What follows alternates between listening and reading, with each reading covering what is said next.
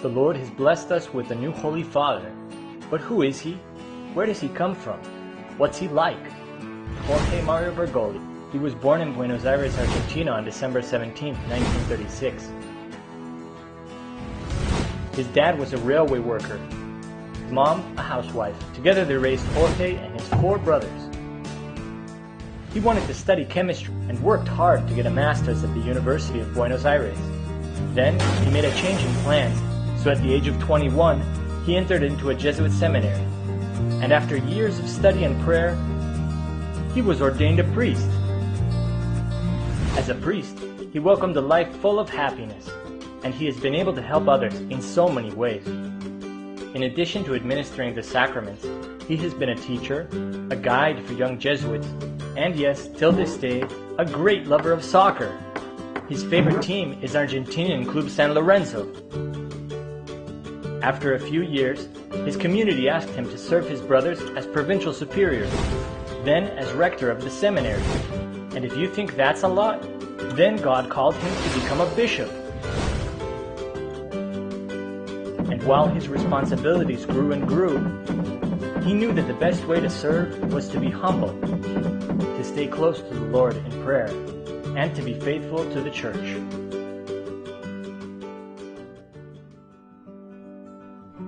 His road has not been without difficulties for sure. Many times he has had to endure insults and misunderstandings.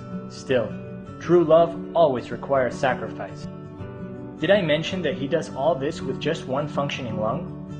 After needing to have part of one of his lungs removed as a teenager, he knew that the Holy Spirit would have to do the extra breathing for him.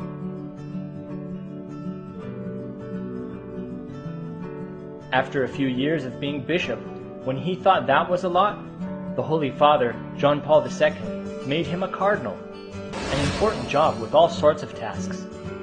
Although many may have some strange ideas about a cardinal's life, for him many things remained the same. He lived in a simple apartment, he continued to cook for himself, and he even used the subway instead of a chauffeur. He knew that the best way to serve was to be close to the people he loved, accompanying them in their daily tasks. And finally, if you think that's a lot, just a short time ago, Christ asked of Jorge one more big step of faith, that he become his vicar on earth, that he give his life in service to the universal church as the Holy Father.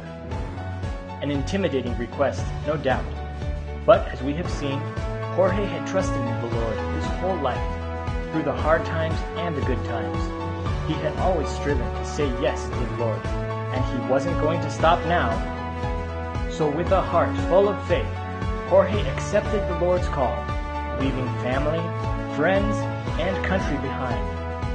He took on a new name, Francis, a new home, Rome, and a new mission, being the Pope. All for love, love for Christ, and love for us.